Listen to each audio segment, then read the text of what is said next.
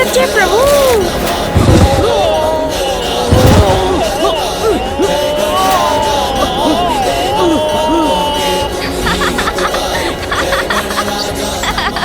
देखा मूषक जी, अब हमें जो करना है उसके लिए थोड़ा समय मिल गया।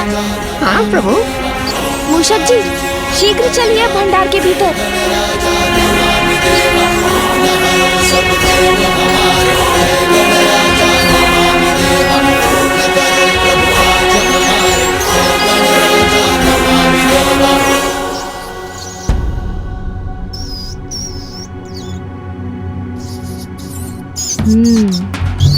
प्रभु, यहाँ हवन सामग्री और घृत तो इतनी अधिक मात्रा में है। हाँ, जितना बड़ा षड्यंत्र, तैयारी भी उतनी ही विशाल है। किंतु अब समय आ गया है विघ्नकर्ता के रूप में विघ्न डालने का मूषक जी।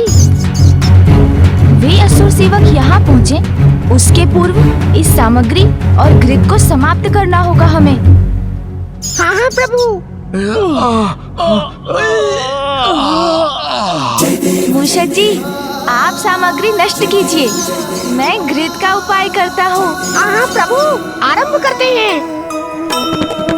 हवन किए जो शुक्राचार्य आयोजित,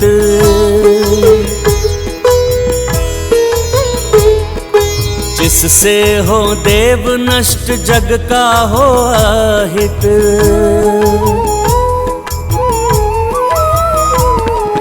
विघ्न कर्ता की भूमिका गजानन निभाए, सामग्री यज्ञ की सब मूस संग खाएं।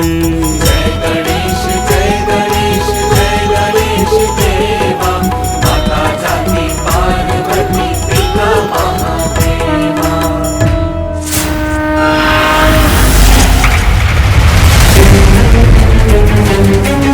शीघ्रता करो, गुरुदेव प्रतीक्षा कर रहे हैं, शीघ्र चलो। हाँ मूषक जी, सारी सामग्री नष्ट कर दीजिए। असुरों के गुरु शुक्राचार्यों को प्रतीक्षा कराना उचित नहीं है, आगे बढ़ो। शीघ्रता कीजिए मूषक जी, असुर सेवक किसी भी क्षण यहाँ पहुँच जाएंगे।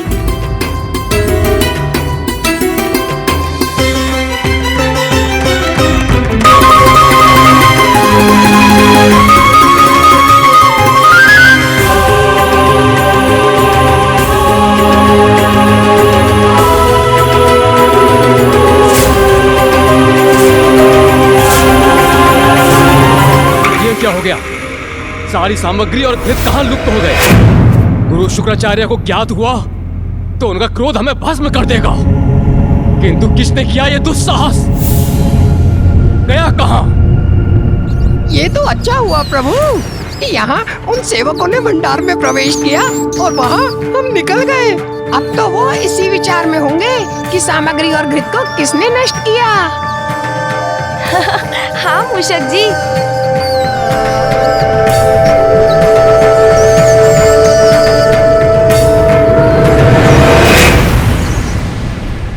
तो आइए मूषक जी, हम असुरों के इस अधर्म कार्य में थोड़ा और विघ्न उत्पन्न कर देते हैं।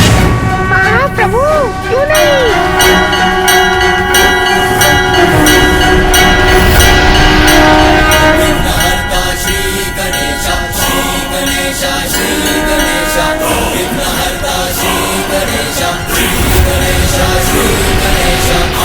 अब ये कवच गुफा में समाहित होने वाले तत्वों की शक्तियों को रोकेगी। आगे बढ़िए मूषक जी।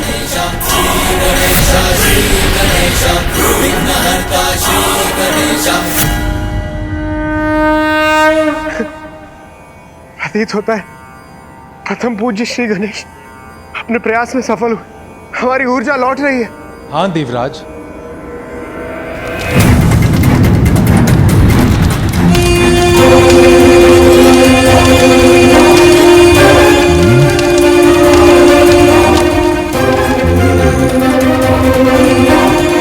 पंचतत्वों का प्रवाह क्षीण क्यों पड़ गया? प्रतीत होता है कि कोई मेरे कार्य में विघ्न डालने का प्रयत्न कर रहा है, अन्यथा मेरे कार्य की गति कम कैसे हो रही है?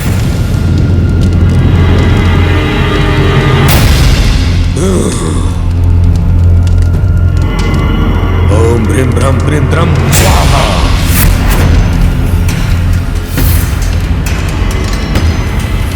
नहीं, हवन सामग्री समाप्त नहीं हो सकती। मैंने अपने सेवकों को सामग्री और घृत लाने के लिए भेजा था। इतना विलंब क्यों कर रहे हैं वो?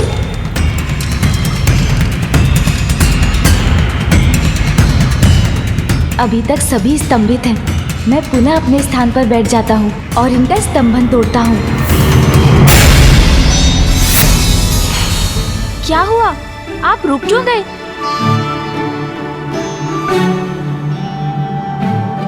लड्डू खिलाइए ना।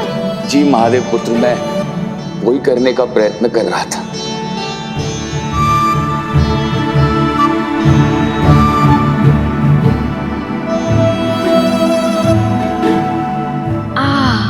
बस पर्याप्त है। क्या प्रभु, हम तो आपको लड्डू खिला ही ना सके। आपका तो एक ही लड्डू में उधर भर गया। इसका कारण भी आप कुछ ही समय में जान जाएंगे, जब आपको ज्ञात होगा कि आज कितने घृत का पान किया है मैंने। रुकिए, आप दोनों अपने हृदय को छोटा मत कीजिए।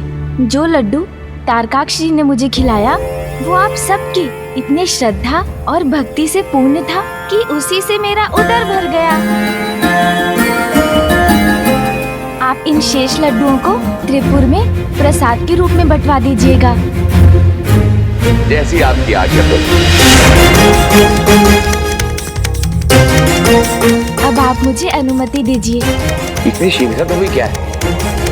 आपकी सेवा का हमें थोड़ा और अवसर दीजिए। वो अवसर शीघ्र प्राप्त होगा आपको, किंतु अभी तो मुझे जाकर पिताश्री को आपकी भक्ति और सेवा से अवगत कराना चाहिए। आपका बहुत बहुत धन्यवाद कि आपके माध्यम से हमारी प्रार्थना स्वयं महादेव तक पहुंच जाएगी। आइए।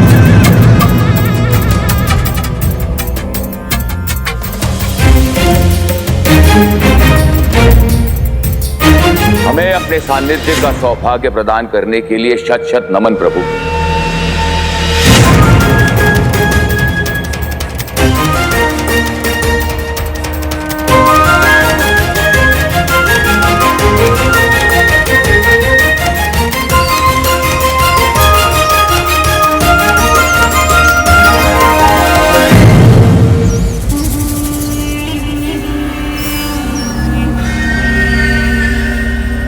महादेव पुत्र का अचानक यहाँ पर आगमन और उतनी ही शीघ्रता से प्रस्थान क्यों? संभव है भ्राताओं, ये उन दुष्ट देवताओं का कोई छल हो। भ्राताश्री, कहीं यहाँ आकर हमारा उद्देश्य तो ज्ञात नहीं कर लिया महादेव पुत्र ने? तुम दोनों शीघ्र जाओ और जाकर देखो कि आचार्य शुक्राचार्य का कार्य सुचारू रूप से चल रहा है या नहीं। अब हमारे वास्तविक प्रयोजन में और विलंब नहीं होना चाहिए। बहुत प्रतीक्षा की है इस दिवस की, अब और नहीं, अब और नहीं।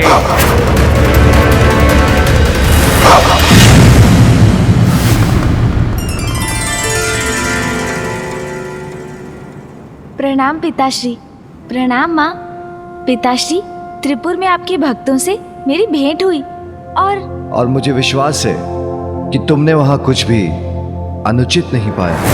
पिताश्री को केवल बोलकर नहीं, किसी अन्य प्रकार से समझाना होगा कि त्रिपुरासुर की वास्तविकता क्या है और वहाँ क्या चल रहा है, किंतु कैसे?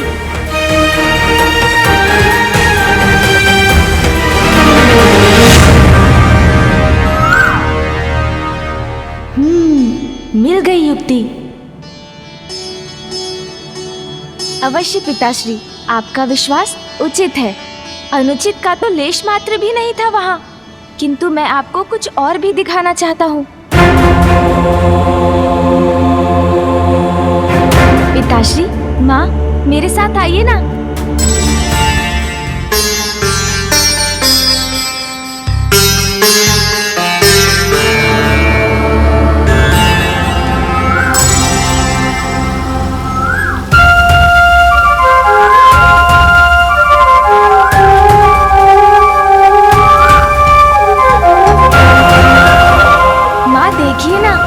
कितना कोमल, कितना सुंदर स्वर है इस कोयल का।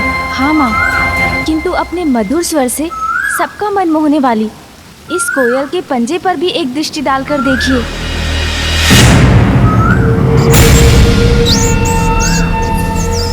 कभी कभी कोमलता के पीछे अपनी क्रूरता छिपाने वाले अपने ऊपर पवित्रता और धार्मिकता का ढोंग रचते हैं, मीठी वाणी बोलते हैं, किंतु उनके भीतर कुटिलता छिपी होती है। हमें कोयल के निकट लाने का तुम्हारा आशय मैं समझ गया पुत्र, कि इस कोयल के समान त्रिपुरासुर भी दोहरा चरित्र रखते हैं। हाँ पिताश्री, त्रिपुरासुर आपकी भक्ति अवश्य करते हैं, किंतु उनकी भक्ति के पीछे ईश्वर के प्रति समर्पण का भाव नहीं, अपितु ईश्वर से निरंतर कुछ प्राप्ति की लालसा है। पिताश्री, वो दिवस रात्रि आपकी पूजा करते हैं जिससे आप उनका वध न करें। ब्रह्मदेव को तपस्या से प्रसन्न कर उन्होंने त्रिपुर वरदान में मांगा, जहाँ देवता भी अनुमति के बिना प्रवेश न कर सकें, जिसका लाभ उठाकर वो वहाँ देवताओं, महाभूतों और त्रिपुर के अंशों से ऐसी अपराजय सेना उत्पन्न कर रहे हैं जिसे तब तक नष्ट नहीं किया जा सकता जब तक त्रिपुर का विनाश ना हो। गणेश उचित कह रहा है। हाँ माँ, गुरु शुक्राचार्य की निगरानी में उन्होंने त्रिलोक पर असुरों का आधिपत्य स्थापित करने का कुचक्र रचा है। इससे पूर्व कि वो असुर सेना जीवित होकर सर्वत्र विनाश करे, आपको उन त्रिपुरासुर का वध करना ही होगा पिताश्री।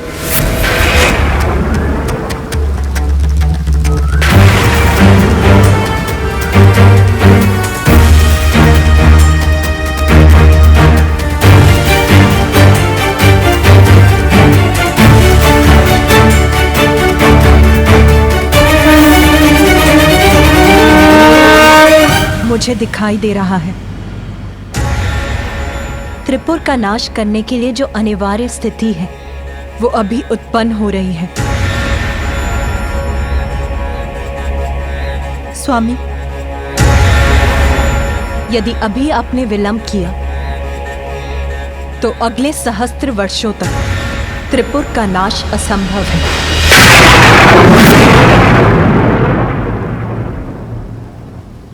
सहस्त्र वर्षों तक असंभव हो जाएगा? वो क्यों माँ? जब ब्रह्मदेव ने त्रिपुरासुरों को सहजता से वरदान दे दिया तो उन्होंने ब्रह्मदेव से कुछ और भी मांगा। प्रभु, मेरे भ्राताओं की इच्छा अनुसार हमें त्रिपुर का वरदान देने की कृपा कर आपने हमें कृतार्थ किया, किंतु मैं अभी भी संतुष्ट नहीं हूं। मेरी एक इच्छा अभिशेष है, उसे भी पूर्ण करने की कृपा करें। कहो वत्स कमलाक्ष, क्या चाहते हो तुम? प्रभु, मेरे भ्राता की इच्छा अनुसार मात्र महादेव ही त्रिपुर का नाश कर सकते हैं, किंतु तब सहस्त्र वर्षों में हमारे त्रिपुर के तीनों पुर एक सीधी रेखा में स्थिर हो।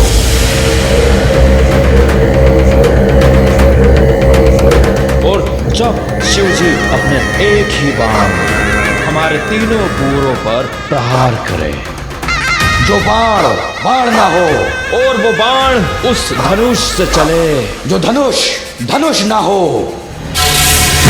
और महादेव ऐसा उस रथ पर आरूढ़ होकर करे जो रथ ही ना हो।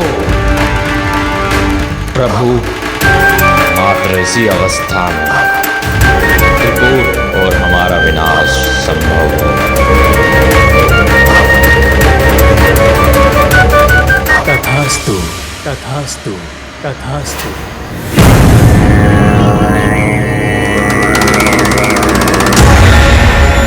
अर्थात यही उचित अवसर है उनके विनाश का, अन्यथा त्रिलोक पर उनका आधिपत्य स्थापित हो जाएगा और सर्वत्र अधर्म का अंधकार छा जाएगा। जिनके मुख पर सदा मेरा ही नाम रहता है, अपने उन अनन्य भक्तों पर मैं अपने अस्त्र कैसे उठा पाऊंगा गणेश?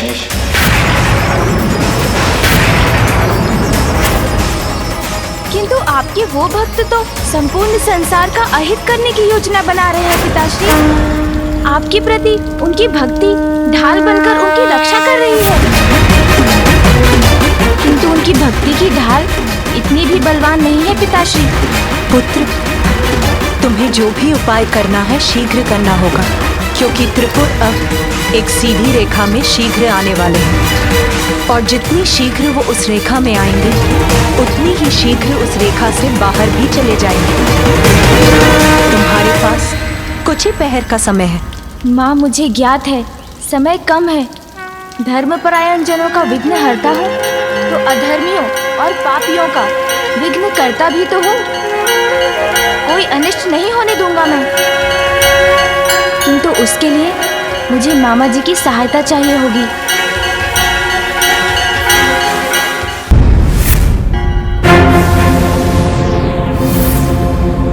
ये कैसा विघ्न है? अकस्मात ये अवरोध कैसे उत्पन्न हुआ? नहीं, मैं अपनी असुर सेना का निर्माण करके ही रहूंगा, और इसके लिए मैं अपनी समस्त आसुरी शक्तियों का आवाहन कर इस कार्य को पूर्ण और सफल करूंगा।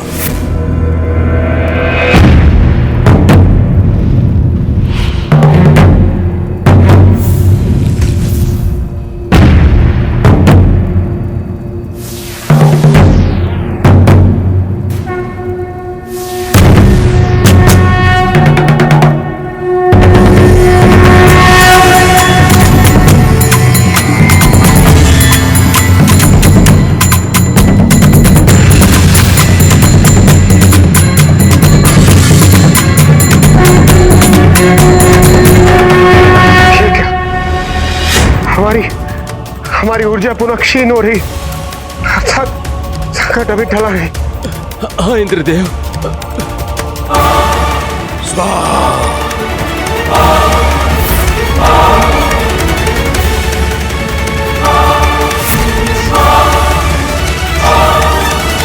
अपनी रक्त की आहुति देकर भी इस यज्ञ की अग्नि को बढ़ाने की आवश्यकता होती तो वो भी करता मैं, किंतु अपनी असुर सेना और इस यज्ञ पर आंच कदापि नहीं आने देता।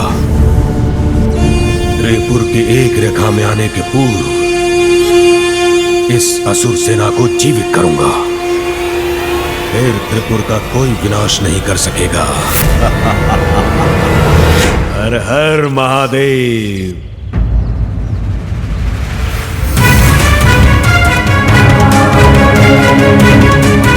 हमें शीघ्र त्रिपुरासुर को रोकना होगा, इससे पूर्व कि त्रिपुर सीधी रेखा में आकर सर्वत्र विनाश का कारण बने।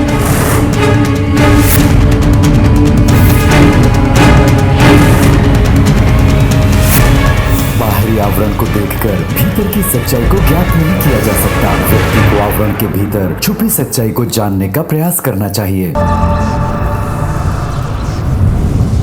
पंचभूत और त्रिपुर तत्वों से बनी असुर सेना अब तैयार है। इसमें प्राण फूके जाने के लिए यज्ञ की अग्नि को और शक्ति देनी होगी, किंतु इसके लिए मुझे और हवन सामग्री और घृत की आवश्यकता होगी। शीघ्र जाओ, लेकर आओ ये सामग्री। हमने यदि यज्ञ में बाधा डाली तो गुरु शुक्राचार्य का ध्यान आकृष्ट होगा और वो उस विघ्न को दूर करने का कोई उपाय सोच लेंगे, किंतु हम उसके पूर्ण होने में विलंब तो अवश्य उत्पन्न करवा सकते हैं। ये हमें सेवकों के वहां पहुंचने से पूर्व ही उस स्थान पर पहुंचना होगा जहां हवन सामग्री और घृत का भंडार है। चलिए मूषक जी, जिस ओर वो सेवक जा रहे हैं भंडार गृह भी अवश्य उसी ओर होगा। ओम नमो नमो नमो नमो स्वाहा। ओम नमो नमो नमो स्वाहा।